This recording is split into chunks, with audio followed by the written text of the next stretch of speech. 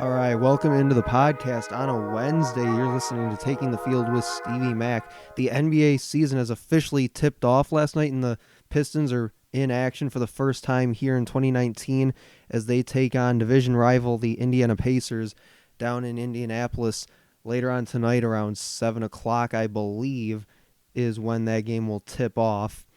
So I want to get to a couple things here real quick on the podcast today. The first thing I want to get to is the Quandre Diggs trade to Seattle for a fifth rounder and kind of where that leaves the Lions and kind of what we can kind of hope for, I guess, moving forward as we get closer to the trade deadline here and what this trade possibly could set up for them as we get closer to that deadline. And then the second thing I want to talk about is a rumor that came out on social media yesterday afternoon about Jim Harbaugh looking for a supposed exit strategy from Michigan to the NFL and really kind of why that frustrates me in a way, even though you guys know I'm not really the biggest Jim Harbaugh supporter out there. But I think at this point it's just kind of getting annoying with these Harbaugh to the NFL takes, so I'll get to that one in just a little bit. But starting with this Quandre Diggs trade, it came as a shock to me, I'll admit, but once you kind of start thinking about it and breaking it down and kind of understanding what this means for them moving forward, and like I said, kind of what it could possibly set them up for as we get closer to that trade deadline, it kind of starts to make a little bit of sense, and I'll explain why. Diggs was 58th among safeties who had played at least half their team's defensive snaps, according to Pro Football Focus. Overall, according to his position group, he was ranked 61st among all safeties in the league. And as well as doing this trade, they save $3.5 million from their payroll next year in 2020. And really the question that I thought of when I saw this yesterday on Twitter was, might they believe that some sort of combination of Tavon Wilson, Tracy Walker, and the rookie Will Harris out of Boston College, could they somehow manage to be an improvement? Because I think I saw that, according to Pro Football Focus, that the three of them were all ranked higher than Quandre Diggs at their safety position.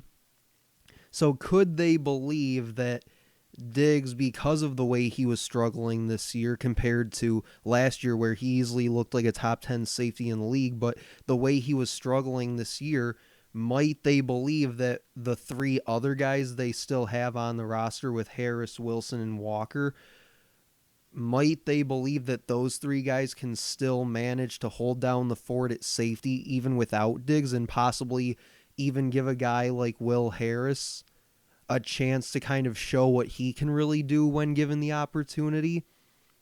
That's kind of what I'm going to be looking for the remainder of the season, is what kind of player Harris specifically develops into now that he'll more than surely assume a bigger role in this Lions secondary. And then the other part of this is the Lions desperately need a running back with Kerryon Johnson going on the IR. They did promote Paul Perkins from the practice squad this afternoon, but that doesn't really do a whole lot for you, I don't think. I think it really just kind of creates depth at that position, but it's not like you're going to see Paul Perkins out there starting. So they still need that sort of feature back where you can give it to that guy, 20, 25 times a game and know that he'll be able to make an impact for you. And none of these three guys, McKissick, J.D. McKissick, Ty Johnson, and Paul Perkins, none of those three guys are really that guy right now. So I think you kind of have to go out and look at a running back in this situation. And a couple guys that have had their names thrown out there as possible fits for the Lions are Melvin Gordon and Kenyon Drake.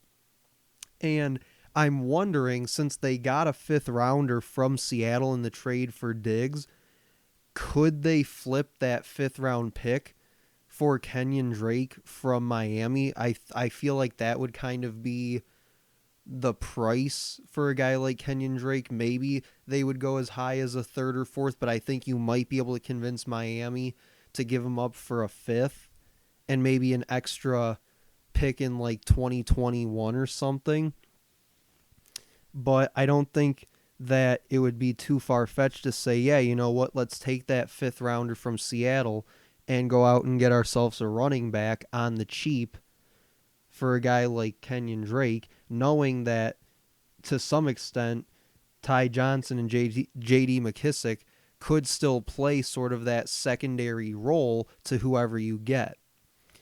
And I think the Lions also need a little bit of help on the defensive line, and some possible names that I've heard people kind of throw out there on the defensive line / linebacking are Von Miller from Denver, Ryan Kerrigan from Washington, and a guy that I saw got released just the other night from Philadelphia is Akeem Spence, who was on the Lions roster last year in the preseason, and I really thought he was going to make the team, but I don't believe he did, or he got cut soon after training camp, soon after the scrimmages or preseason games rather ended. So he didn't really make it all that far into the season with the Lions, and I think that for a guy like that, you can get him for pretty cheap, I would imagine. And he's a guy that's already familiar with this coaching staff and this defense because he played in it a year ago. So I think that that could be an option that they go for, because obviously Kerrigan and Von Miller would be the more high-end option to go with. And plus, you would have to trade something. You would have to give something up to get those guys, whereas Akeem Spence, you would just have to sign him to a contract to come play here in Detroit. So I think that while the Quandre Diggs trade was kind of a head-scratcher at first, I think that there might actually be some sort of thought process involved here. They might be looking bigger picture at other positions of need on this team, because I don't think that safety was necessarily one of them. And I think it might just allow a guy like Will Harris to kind of develop a lot quicker into the kind of playmaking safety that they believed he could be when they drafted him in the spring.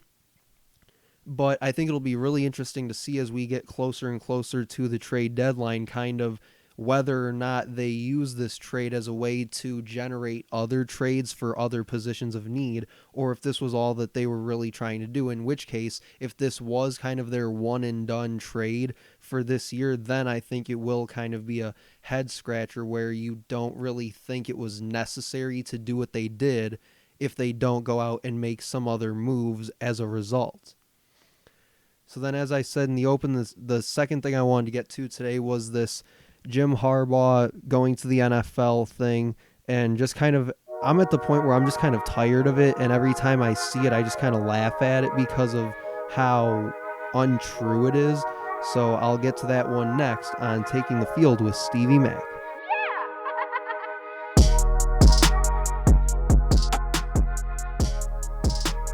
All right, welcome back to Taking the Field podcast with Stevie Mack. This is episode 4 now of the podcast, episode 5 coming up this Friday.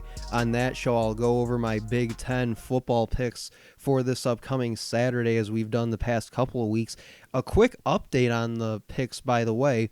After week 1, I actually made a counting error where I believe I was down 5-4 after that first week that we did the picks. I went back and looked through my notes a few days ago and found that I actually misread one of the games, and it's actually 4-4 after week 1. And then after this past Saturday, I now hold the slight edge, 8-7 in the picks competition between myself and the Twitter polls that I've been putting out. So just a quick update on that as we get ready to do that once again this Friday on the podcast. But this last thing I wanted to get to today real quick was the rumor that went around on social media yesterday afternoon about Jim Harbaugh possibly looking for a quote-unquote exit strategy from Michigan to head back to the NFL. And I really want to get into how tired I think this bit has become with Michigan and Jim Harbaugh, because it seems like, and coincidentally, it seems like it always comes after a Michigan loss for whatever reason. I just find that to be kind of interesting in itself. But every year there's always been these rumors that Jim Harbaugh doesn't really want to be at Michigan anymore. He's more worried about getting back to the NFL and where his next NFL gig is going to come from. He's trying to get out of Michigan as fast as possible. And every time I see these rumors, I just kind of laugh because of just how ridiculous they are. And I think that a lot of times these people are just reaching for something that's not really there. And I'm not really the biggest Jim Harbaugh supporter out there, but I'm also not one of his biggest critics, I would say.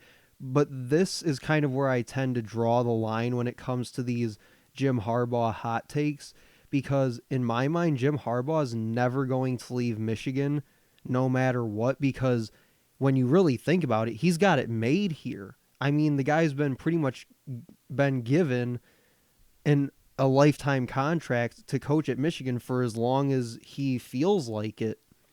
He's the third highest paid coach in college football.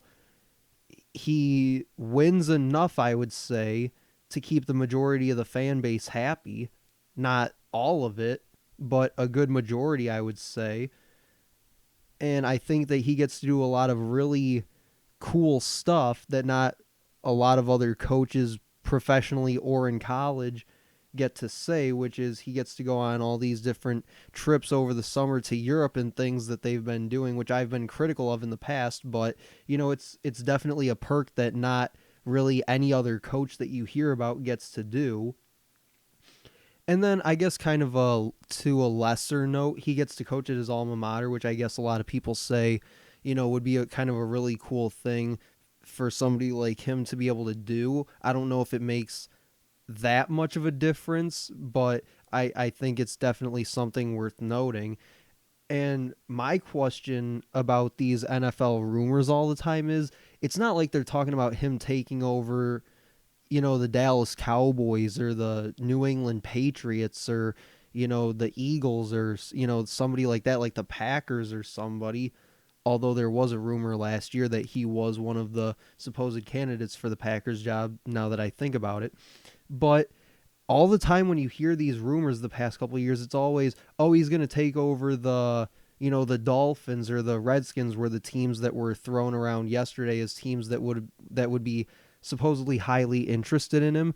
But like I said, it's never the Patriots or the Packers or the Cowboys or, one of the star-studded teams of the NFL. It's always kind of the teams that are in dumpster fire mode. And this year that would be the Dolphins and the Redskins were the teams that were thrown out there a lot yesterday. And I think if I'm Jim Harbaugh, if I'm at a place like Michigan where I can win 9, 10, 11 games a year, win a couple bowl games every now and then, and be one of the highest paid coaches at my profession at that level, and get to have the kind of, luxuries that I have at this job, why in the hell am I going to the NFL to coach a team like the Dolphins? I just don't get it. Yeah, it's the NFL. There's more money there, but think about it. He has no boss at Michigan. Ward Manuel is essentially his poodle. He doesn't answer to Ward. Ward answers to him. In the NFL, you got a GM and an owner to worry about, and he knows that all too well. The owner in San Francisco reportedly hated him and wanted nothing to do with him and couldn't wait to get rid of him when he came to Michigan. So I don't see why Harbaugh would actually want to go back to the NFL, knowing that A, many of the people in the NFL don't like him, and B, he's living the life at Michigan. They give him everything he wants and then some. And through 5 years, well, 4.5, he hasn't really won much of anything. He has no Big Ten titles. He doesn't even have a division title. He hasn't been to the playoff. His record against rivals, forget it. His record against teams ranked in the top 20, forget it. There's nothing to speak of. Yeah, he's got a bunch of 10-win seasons, but how much does that really say? So I don't understand the attraction to the NFL when he can have the kind of job that he has now, and on top of that, he can stay as long as he wants. They're not going to fire him. God, no. So I do think that as much as I criticize him and as much as I'm, hard on him for what he's done or what he hasn't done to this point, I cannot believe that he would ever actually go back to the NFL, let alone that he would actually want to. I can believe that there might be some teams interested in him. I just don't think he wants to. I think he might listen to some offers just because why not? If these teams come calling, you might as well at least listen to what they have to say, but I don't think he would actually do it. Like, for somebody like John Beeline in basketball, like, his dream was to coach in the NBA. Now, he's not coaching a good team, but he at least gets to live that dream this one time, and then if he wants, he can call it quits because he can now say that he's lived that dream. Jim Harbaugh has lived that dream. He's been to the NFL. So he's been there, he's done that, and I don't think he really has any interest in reliving it. So that's what I wanted to get to today on the podcast, episode 4 of Taking the Field with Stevie Mack. Like I said, on Friday, we'll talk about the Big Ten picks for this upcoming week. I'll also talk about Michigan's game with Notre Dame and Michigan State's game with Penn State and kind of what that means the rest of the way for Michigan State as they try to salvage this 2019 season as they currently sit at 4-3. So that'll do it for episode 4 of Taking the Field with Stevie Mack. Thanks for listening.